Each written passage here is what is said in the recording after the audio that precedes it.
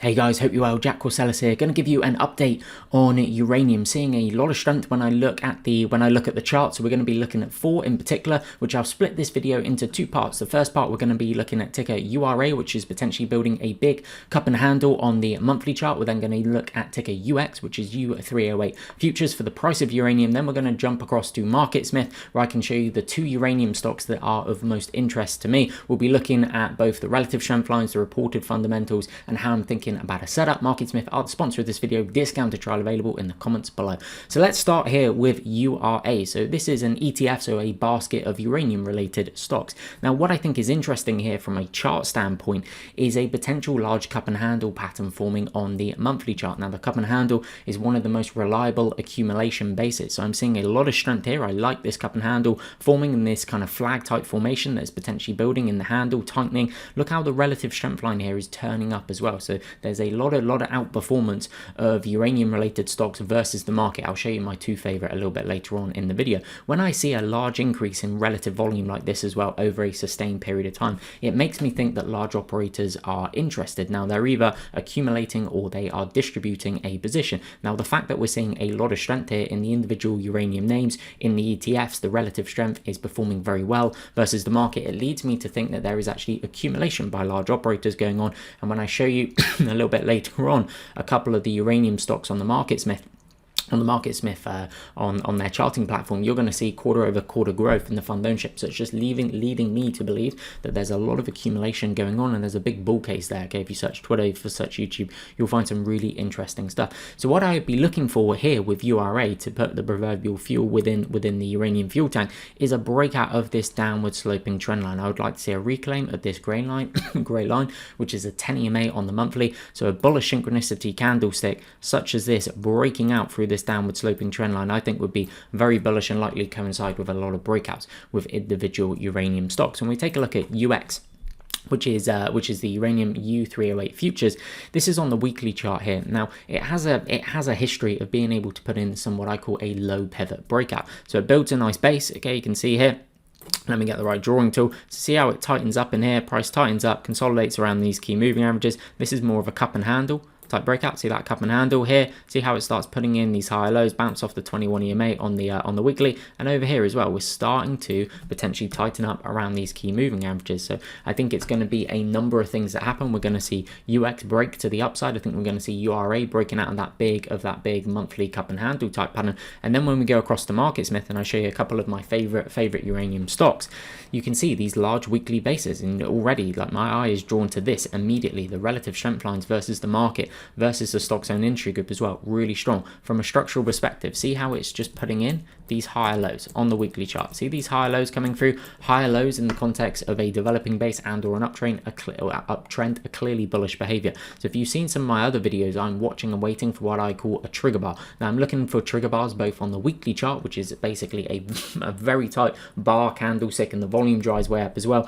Preferably it sits on one of the key moving averages and or more. So looking for setups on the daily chart, on the weekly chart as well. So very strong. When we take a look over here at the quarter over quarter fund ownership summary, we can see over the last 8 quarters the fund ownership has grown from 689 funds to 977 funds. So it's clear here that we have large institutions, large operators accumulating a position in CCJ, which for me is one of the largest liquid ones traded on the US market. So I think the institutions, the large operators, are much more likely to go where is the liquidity instead of the much smaller cap names, which yes, they may be able to have larger price moves, but I would personally rather be playing where the liquidity is, where the large operators are really going. If we then take a look here at the most recent earnings and sales coming through, we can see 2 quarters of triple digit earnings, and then sales going from -5 to -16 to 37%, 55%. This is a finding of William O'Neill's book, How to Make Money in Stocks. You'll commonly see that the stock, before it actually starts breaking out, is putting in very impressive earnings and sales. Estimates for 2023 plus 164%, so a real breakout year coming through. So CCJ is one that I am stalking daily, watching and waiting for that setup. You can see the setups that I look for in other videos. Now the next one, which I think is interesting, is UEC. So again, from a structural perspective, see how it's putting in these higher lows and building a large base here. So the bigger the base, invariably the bigger the base, the bigger the core. So if I just jump onto, say, Tesla, for instance, let me just illustrate this point. So this here is Tesla, right? See the size of this base, and what do you see Tesla's doing here? See these higher lows, see how the volume then dries up and it starts getting tight here, and then it starts breaking out. I wouldn't be surprised in the next, who knows, a year, 3 years, 5 years, 10 years, some time before 2030, we see some of these uranium names and making moves like this. So I want to be on this. How are these stocks going to be coming up on my screens? It's relative strength, focusing on the strongest stocks in the market. Why? Relative strength is the opinion of the market. It's not my opinion, it's not your opinion of the market. So I want to be dialed into what are the stocks displaying fantastic relative strength. We're currently seeing that in the likes of CCJ and UEC as well. And then do you see Tesla in here as well?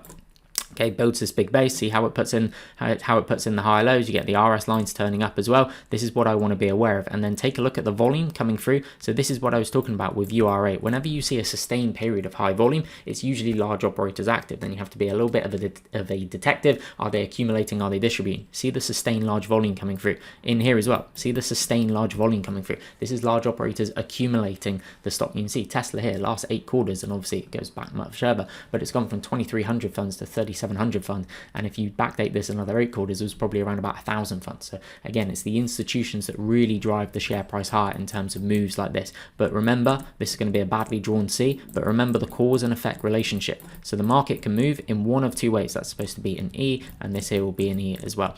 Okay, the market can move in one of 2 ways. It moves in a non-trending or a trending environment, and the trending environment is either to the upside or the downside. So I want to be trying to time my entries here when we transition from where we're building the cause to then moving into the effect, i.e. being the uptrend, or potentially targeting some kind of lower pivots in a base as well. But we'll leave that for other videos. But this is why when you see these large causes building, so if I now go back to UEC and you remember this base here for Tesla, okay, note the similarities when we go down to the monthly chart, the weekly chart, sorry. See how we're building the high lows, tightening range. Look at the RS turning up. We've got growth in terms of the fund ownership. So in the last 8 quarters, okay, that's December of 2020. See how we've gone from 100 funds to 203 funds. We've had a doubling in fund ownership. This here is a stock that's being accumulated if the fund ownership doubles, 100% increase in the last 8 quarters. So now it's starting to tighten up on these key moving averages. If you watch some of my other videos, you'll understand the type of breakout setups I'm targeting in terms of low pivots, mid pivots, and high pivots. So watching and waiting for a trigger bar to come through